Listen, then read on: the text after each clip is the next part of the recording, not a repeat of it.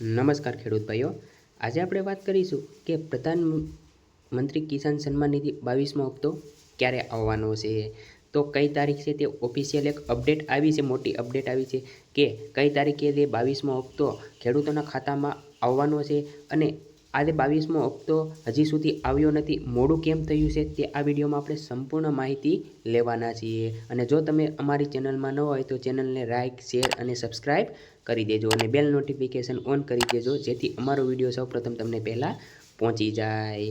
અને વિડીયો અંત સુધી જોજો. આપણે સંપૂર્ણ માહિતી 22મા હપ્તાની લેવાના છીએ. તો વિડીયો ચાલુ કરીએ.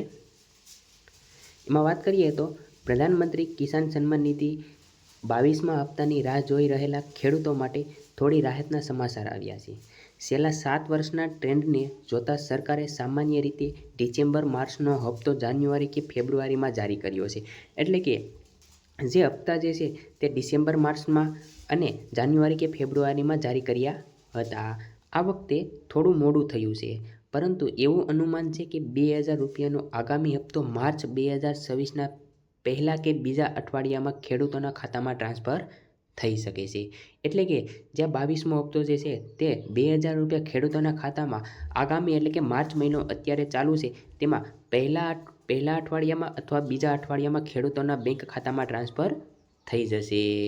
આગળ એમાં વાત કરીએ તો આ વખતે મોડું થવાનું કારણ વ્યાપક વેરિફિકેશન ડ્રાઈવ હોવાનું કહેવામાં આવે છે. એટલે કે જે આ ખેડૂતોના ખાતામાં 22મો હપ્તો મોડો કેમ થયું છે, તો તે વેરિફિકેશન નથી થયું, તેના કારણે કહેવામાં આવ્યું છે.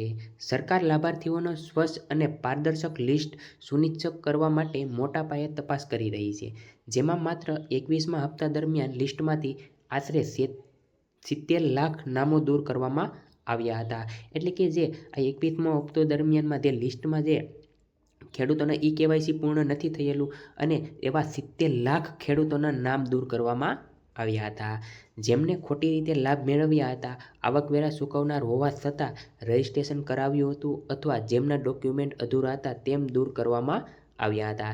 એટલે કે જે આ 70 લાખ જે નામ દૂર કરવામાં આવ્યા હતા, કોઈ આવકવેરા જે ભરેલા છે, સરકારી કર્મચારી છે, તો તેને જે ખોટી રીતે રજિસ્ટર કરાવ્યું હતું અને જેમના ડોક્યુમેન્ટ અધૂરા હતા ખેડૂતોના, તેને દૂર કરવામાં આવ્યા હતા. આગળ વાત કરીએ એમાં આપણે તો શું છે કારણ, જે આ ખેડૂતોના ખાતામાં 22મો હપ્તો મોડું થવાનું કારણ શું છે અને ખેડૂતોને 21મો હપ્તો પણ નથી આવ્યો તો એના માટે શું કરવું જોઈએ. આ યોજનામાંથી કાઢી નાખવામાં મુખ્ય કારણો KYC ન કરેલું હોવું જોઈએ. એટલે કે કોઈ ખેડૂતોએ KYC ન કરેલું હોવું જોઈએ, ન કરેલું હોય તો પણ તેનું 21મો હપ્તો અથવા નામ કાઢી નાખવામાં આવ્યું છે. જમીન રેકોર્ડમાં અનિયમિતતા, આધાર નંબર બેંક ખાતાઓ સાથે લિંક ન હોવા છતાં એક જ પરિવારમાં ડુપ્લિકેટ એન્ટ્રીઓ અને લાભોનો લાભ લેતા પહેલાથી જ આવકવેરો ચૂકવી રહેલા ખેડૂતોનો સમાવેશ થાય છે. એટલે કે કોઈ એક જ પરિવારમાં ડુપ્લિકેટ જે છે, 2 ખાતા ધારકો ડુપ્લિકેટ એન્ટ્રી પડાવે છે, લાભ લેતા હોય અને તેને આધાર નંબર ખાતા સાથે લિંક ન હોય, તો સરકારે જણાવે છે કે આ પગલું જાહેર ફંડનો દુરુપયોગ અટકાવવા અને યોગ્ય ખેડૂતો સુધી સહાય પહોંચે તે સુનિશ્ચિત કરવા માટે લેવામાં આવ્યું હતું. આગળ વાત કરીએ તેમાં 22મો હપ્તો મેળવવા માટે ખેડૂતોએ અનેક મહત્વ બાબતો ધ્યાનમાં રાખવી પડે છે, જેમાં KYC ફરજિયાત છે, જે OTP દ્વારા ઓનલાઈન કરી શકાય છે. એટલે કે 22મો હપ્તો ખેડૂતોને મેળવવા માટે KYC કરાવવું ફરજિયાત છે અને તે OTP દ્વારા ઓનલાઈન કરી શકે છે. PM કિસાન મોબાઈલ એપ્લિકેશન પર ફેસ ઓથેન્ટિકેશન અથવા CSC સેન્ટર પર બાયોમેટ્રિક કરી શકાય છે.